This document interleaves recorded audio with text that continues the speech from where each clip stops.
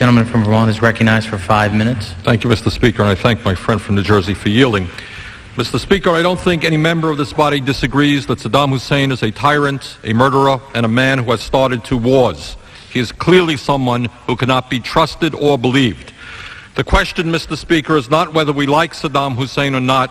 The question is whether he represents an imminent threat to the American people and whether a unilateral American invasion of Iraq will do more harm than good.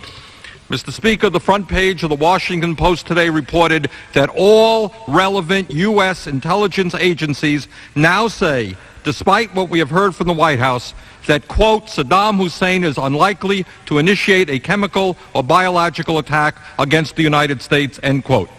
Even more importantly, our intelligence agencies say that should Saddam conclude that a U.S.-led attack could no longer be deterred, he might, at that point, launch a chemical or biological counterattack. In other words, there is more danger of an attack on the United States if we launch a precipitous invasion.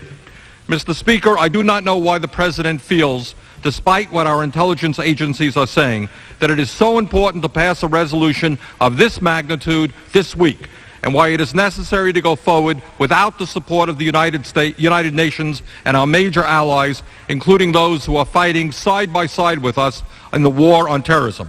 But I do fear that as a part of this process, the President is ignoring some of the most pressing economic issues affecting the well-being of ordinary Americans. There has been virtually no public discussion about the stock market's loss of trillions of dollars over the last few years, and that millions of Americans have seen the retirement benefits for which they have worked their entire lives disappear. When are we going to address that issue?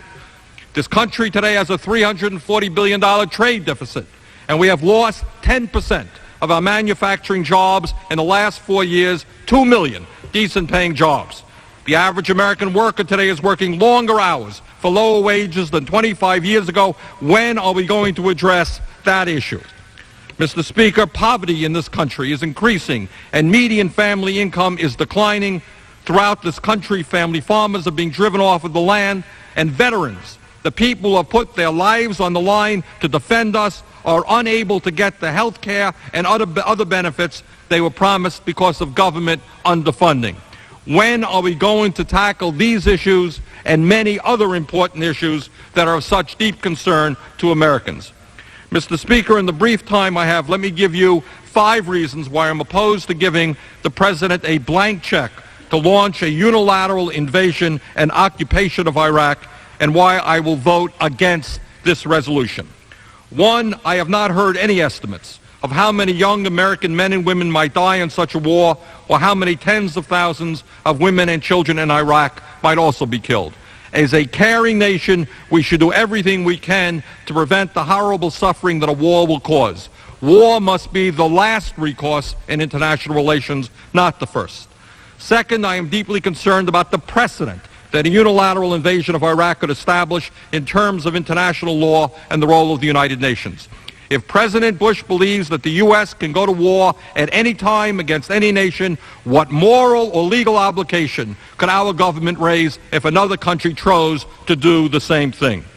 Third, the United States is now involved in a very difficult war against international terrorism, as we learned tragically on September 11th. We are opposed by Osama bin Laden and religious fanatics who are prepared to engage in a kind of warfare that we have never experienced before. I agree with Brent Scowcroft, Republican former National Security Advisor for President George Bush Sr., who stated, and I quote, "An attack on Iraq at this time would seriously jeopardize, if not destroy, the global counter-terrorist campaign we have undertaken," end quote. Fourth, at a time when this country has a $6 trillion national debt and a growing deficit, we should be clear that a war and a long-term American occupation of Iraq could be extremely expensive. Fifth, I am concerned about the problems of so-called unintended consequences. Who will govern Iraq when Saddam Hussein is removed? And what role will the U.S. play in an ensuing civil war that could develop in that country? Will moderate governments in the region who have large Islamic fundamentalist populations be overthrown and replaced by extremists? Will the bloody conflict between Israel and the Palestinian Authority be exacerbated? And these are just a few of the questions that remain unanswered. If a unilateral American invasion of Iraq is not the best approach, what should we do? In my view, the U.S. must work with the United Nations to make certain, within clearly defined timelines, that the UN inspectors are allowed to do their jobs. These inspectors should undertake an unfettered search for Iraqi weapons of mass destruction and destroy them when found, pursuant to past UN resolutions. If Iraq resists inspection and elimination of stockpiled weapons, we should stand ready to assist the UN in enforcing compliance. I thank the gentleman.